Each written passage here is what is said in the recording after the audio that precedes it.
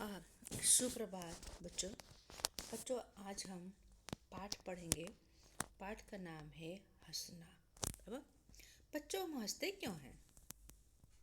हमें हंसी कब आती है? जब हमारे बीच में हमारा दोस्त होता है और कुछ ऐसी बातें कहता है, तो हम उसकी बातों को सुन करके क्या हमारे चेहरे पर स्माइल आ जाती है। और कई बार अपने ऐसे दोस्त को भी हम क्या करते हैं, मिस करते हैं कि जिस तरह सभी लोग इकट्ठा होते हैं, अगर आपका वो दोस्त ना हो जो हंसी और मजाक करता हो, उसकी कमी महसूस होती है। इसलिए बच्चों, ज़िंदगी में ऐसा भी दोस्त हो जो हमेशा क्या करे, आपको हंसाता रहे। तब बच्चों, हम सभी की ज़िंदगी क्या है? भागती हुई ज़िंदगी है। सुबह से शाम तक मनुष्य अपने काम में इतना व्यस्त रहता है कि उसे हंसने का भी मौका नहीं मिलता है। बहुत कम ऐसे मौके आते हैं कि जो लोगों के चेहरे पर एक तरह की हंसी या खुशी आ सके, बराबर। और हंसाने, जो किसी को हंसाता भी है तो उसके अंदर वो कला होती है। हर के व्यक्ति हर एक को हंसा नहीं सकता है अपनी बातों से, अपने बराबर काम से, अपने एक्टिंग से।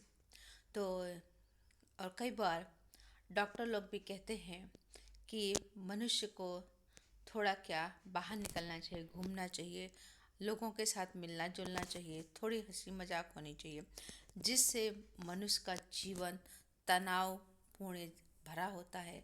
तो तनाव से, वो दुख से, वो उदासी से क्या थोड़ा वो दूर हो जाए और उसके मन में थोड़ी खुशी आ जाए। और खुशी इसलिए ज़रूरी है, हंसना इसलिए ज़रूरी है कि जो मनुष्य के जीवन में जो दुख है, वो दुख क्या करे, अपने गम को वो भुला सके, बराबर। इसलिए हंसाने के लिए लोग क्या मतलब कि चुटकुले, कहानियाँ और तरह तरह के मिमिक्री या एक्टिंग करना, लोग अपने आप को खुश रखने के लिए कोई किसी भी तरह के कार्यक्रम देखते हैं, टीवी चैनल पर देखते हैं या कहीं प्रोग्राम में चले जाते हैं, बराबर। तो बच्चों, आज हम ऐसे ही पाठ पढ़ेंगे, हंसना मना है। यानी हंसना किसी को मना नहीं है। हर एक व्यक्ति को अपने जीवन में हंसना चाहिए और हर एक रोगों का इलाज है हंसना, बराबर। तो देखते हैं यहाँ पर। तो जैसे यहाँ पर दिया हुआ है बच्चों कि हंसना मना है। कई बार देखते हैं कि बिना बात के बात ही लोग क्या करते हैं, बहुत ज़ोर से हंसते हैं।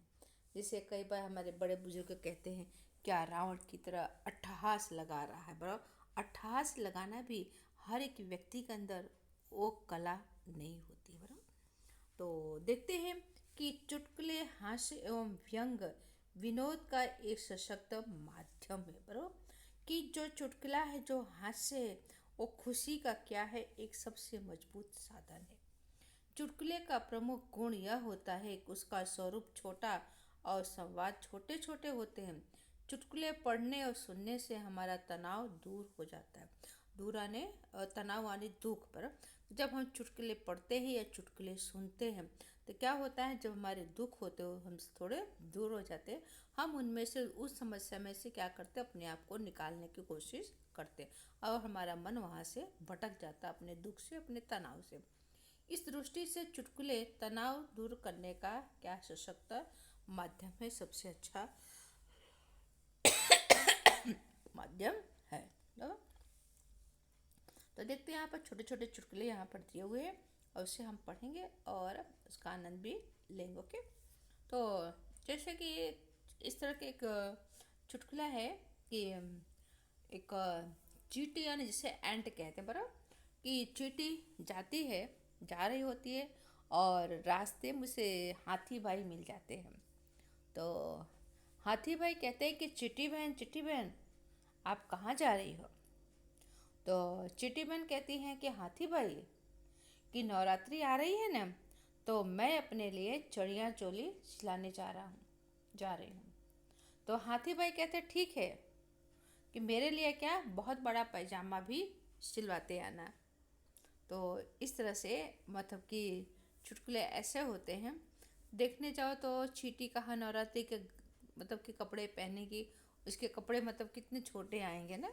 तो उसी तरह से हाथी भाई के पैजामा बनाने के लिए कितना सारा कपड़ा चाहिए ना।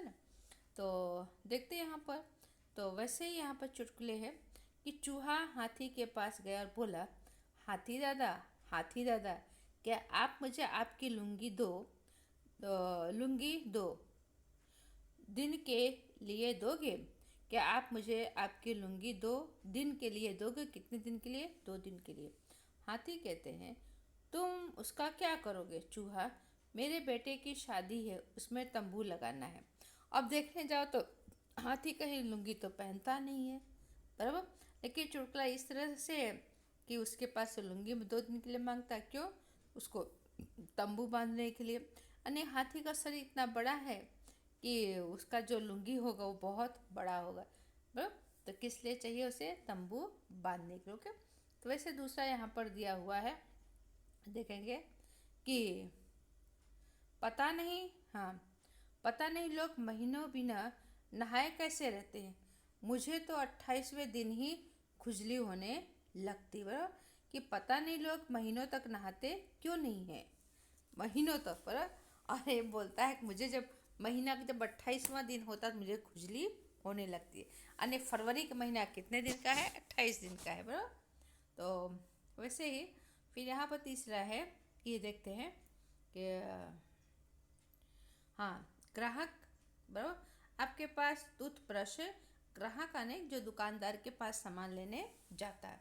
टूथब्रश आने दांत साफ करने का ब्रश, बराबर। दुकानदार कहता है, ब्रश नहीं है, पेस्ट है, बराबर।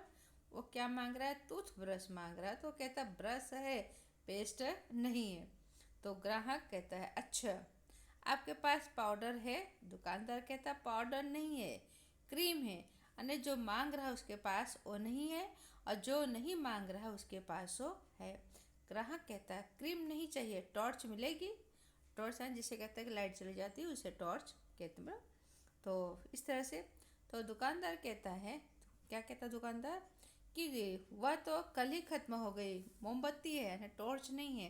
अगर आपको चाहिए तो मोमबत्ती मिल जाए। ग्राहक कहता है, खैर, अरे कोई बात नहीं। और ताला, खैर, ताला तो होना ही चाहिए ना। दुकानदार, है दूँ?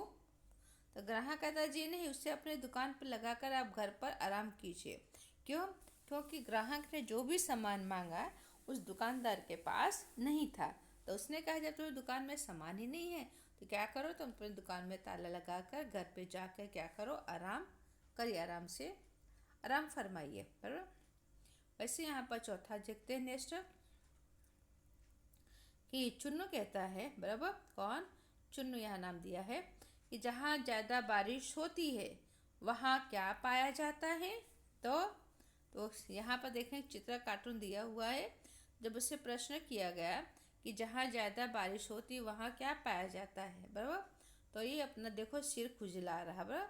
फिर कहते हैं कि छाता, क्या पाया जाता है? छाता वहाँ मिल पर पाया जाता है। जहाँ ज़्यादा बारिश होती है तो लोग छाता लेकर क्या करते हैं, घर के बाहर निकलते हैं और अपना कामकाज करने के लिए, ओके।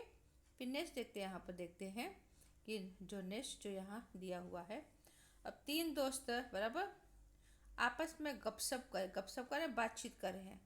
प्रश्न हुआ कि किसी दिन सोकर उठने पर हमको यह पता चले कि हम लखपति बन गए। लखपति यानी लाखों रुपए के आदमी बन गए हैं, तो क्या करेंगे? बराबर, गपशप करते हुए, बराबर, सोकर उठे और पता चले कि हम लखपति बन गए हैं, तो क्या करोगे? तो तीनों में से तीनों दोस्त अपने अपने विचार कहते। एक ने कहा, हम तो सीधे पेरिस जाएंगे और खूब मज़े करेंगे। एक ने कहा, क्या कहा? हम पेरिस आने, हम फ़ॉरेन चले जाएंगे और वहाँ ऐश आराम की ज़िंदगी जिएंगे। दूसरे ने कहा, मैं किसी लाभप्रद कारोबार में रुपया लगाऊंगा। अगर मैं लखपति बन गया तो रुपये को क्या क्या करूँगा, मैं किसी कारोबार ने किसी बिजनेस में उसे लगा दूंगा जिससे मुझे और फ़ायदा उस रुपये से हो। पर अब तीसरा क्या कहता है, कि तीसरा ये कहता है कि हाँ, तीसरा ये कहता है कि मैं तो फिर सोने की कोशिश करूँगा। तब तक सोता रहूँगा जब तक करोड़पति ना बन जाऊँ। बराबर। तो पहला कहता है कि मैं पेरिस में जाऊँगा। दूसरा कहता है कुछ रुपयों का मैं क्या करूँगा, कारोबार बिजनेस में लगाऊँगा जिससे और फ़ायदा हो। तीसरा इतना होशियार हो कहता है कि मैं तब तक सोता रहूँगा जब तक मैं करोड़पति ना बन जाऊँ। अगर ऐसा कहीं होता है सोने से कोई करोड़पति बन जाता है? नहीं ना। तो वैसे नेक्स्ट देखते हैं यहाँ पर कि यहाँ पर देखेंगे चित्र दिया हुआ है यहाँ पर कि हाँ, चित्र यहाँ है। हाँ, भूत, वर्तमान और भविष्य से तुम क्या समझते हो। बराबर। भूत और वर्तमान से तुम क्या समझते हो, ये व्यक्ति क्या करता है, इससे प्रश्न करता है। बराबर। अब यहाँ पर एक उत्तर देने के लिए दिमाग में सोचता है। बराबर। फिर वो कहता है जी, मेरे दादाजी भूत, मेरे पिताजी वर्तमान और मैं उनका क्या हूँ, भविष्य हूँ। क्या हूँ कि मैं उनका भविष्य हूँ। इस तरह से किया। ओके। फिर देखते हैं कि नेक्स्ट यहाँ पर ऐसा ही है कि नेक्स्ट जो चुटकुले यहाँ पर दिया हुआ है कि रेल किराया इतना अधिक बढ़ जाने पर भी यात्रियों की संख्या में वृद्धि हो रही है। बराबर। कि रेल का किराया इतना बढ़ गया है फिर भी यात्रियों की संख्या कम नहीं हो रही है, यात्री अधिक से अधिक यात्रा करने जा रहे हैं। इसका कारण क्या है? तो इसका कारण यह है कि हर एक आदमी यह सोचता है अगले साल किराया और बढ़ जाएगा, इसलिए अभी यात्रा कर लीजिए। बराबर। तो ऐसा। तो शिक्षक ने सभी छात्रों को घास खाती हुई गाय का चित्र बनाने को कहा। सभी छात्र चित्र बना रहे थे। कल्पेश ने अपना पन्ना कोरा छोड़ दिया, उसने उस पर किसी भी तरह का चित्र बनाया नहीं। शिक्षक कहते कल्पेश, इस चित्र में घास कहाँ है? कल्पेश कहता है घास को तो गाय खा गई। शिक्षक कहते हैं अच्छा, तो गाय कहाँ है? तो कल्पेश कहता वह तो घास खाकर चली गई। बराबर। उसने चित्र नहीं बनाया और टीचर ने पूछा कि चित्र का मतलब कि घास कहाँ है? बोले गाय खा गई। तो बोले गाय कहाँ है? तो गाय घास खाकर चली गई। बराबर। यानी उसने चित्र वहाँ बनाया नहीं। तो वैसे यहाँ पर देखते हैं नेक्स्ट जो यहाँ पर दिया हुआ है कि चुन्नू कहता है मम्मी से ज़्यादा मुझे पापा का चाटा पसंद है। बराबर। तो कहता है क्यों भाई, पापा का चाटा पसंद है? तो कहता है कि क्योंकि पापा हर एक चपरासी यानी हर एक थप्पड़ पर क्या करते हैं, मुझे 5 रुपया देते हैं। बराबर। जितने थप्पड़ पापा मारते हैं उतने थप्पड़ पर क्या, एक मारेंगे तो 5, 2 मारेंगे तो 5, ऐसे करते करते काफ़ी पैसे मिल जाते हैं। इस तरह से बच्चे क्या चुटकुले होते हैं। तो आज हम इतना ही करेंगे और बाकी आने वाले समय में अभ्यास और स्वाध्याय के प्रश्नों की चर्चा करेंगे। Okay, thank you.